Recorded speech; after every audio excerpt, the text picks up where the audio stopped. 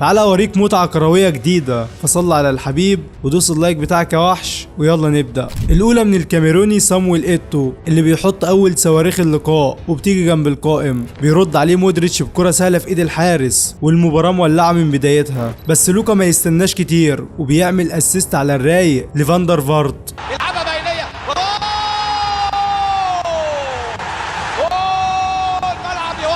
هدف اول من توتنهام بيولع المباراة وهيخلينا نشوف مباراة تانية اسطورية. هدف رايق بعد اسيست جامد من لوكا مودريتش. جاريث بيل من المباراة الاولى وهو عامل شوارع في الجبهة الشمال. جاريث بيل كان غير طبيعي بجد وسرعات خيالية، بس كراوتش ما يستغلش الهدية اللي بعتها له جاريث بيل وبيضيعها. بترد الانتر بتسديدة من لوسيو وبتيجي جنب القائم. صاروخ تاني من مونتاري بس بعيدة تماما عن المرمى والانتر بدأت ترجع من بعيد. فاندر فارت بيلعب كرة ثابتة وبتخبط في الحيطة وبتخرج بره والمباراة بقت رايحة جاية. بيرد عليه شنايدر بكرة تانية والمباراة ولعت. بيرجع تاني شنايدر وبيحط كرة رايقة من كرة ثابتة بس بيتألق فيها كوديتشيني وبيخرجها. وقبل نهاية الشوط الأول جاريث بيل كان بيفسح لاعب الانتر وبيخلص الشوط الأول بتقدم توتنهام ونبدأ شوط تاني ناري. جاريث بيل كان مدلع لاعب الانتر وكرة حلوة بضربة خلفية وللأسف بتيجي جنب القائم. كراوتش بيرجع وبيحط كرة براسه وكراوتش ما كانش في يومه في المباراة،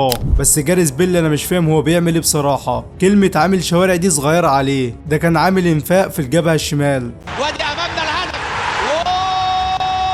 كراوتش وبيسجل كراوتش الهدف الثاني بعد لعبه حلوه من بيل. تقريبا 70% من الهدف يحسب لجاريث بيل وتوتنهام يتقدم بالهدف الثاني على الانتر. الانتر بتحاول من بعيد بس كرة سهله في ايد الحارس. وبص هنا بقى جاريث بيل بيعمل ايه، حاجه غير طبيعيه. وهدف ثالث بس للاسف الكرة عدت الخط والهدف بيتلغي. بس بصراحه اداء فردي رهيب وامكانيات جباره للويلزي. بيرجع تاني ايتو بيحط تسديده سهله في ايد الحارس. الانتر بيضغط وميليتو بيحط تسديده تانية بس بعيد عن المرمى لحد ما ايتو بياخد كرة وبيعدل وبيحط كرة تسكن شباك كوديتشيني. ايتو يا سلام على ايتو.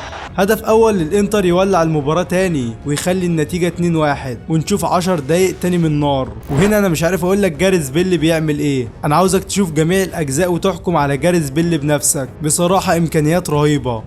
جاريث بيل يصنع مجد لفريق توتنهام في هذه الليلة. وبتسجل توتنهام الهدف الثالث في المباراة. تقريبا 90% من الاهداف سجلها وصنعها جاريث بيل. اداء فردي بصراحة بشوفه هو الافضل في مسيرة جاريث بيل في مباراة الذهاب والاياب امام الانتر. الانتر بتحاول تاني بكرة من ميليتو بس بتلمس العارضة وتخرج بره وبيصفر الحكم بنهاية المباراة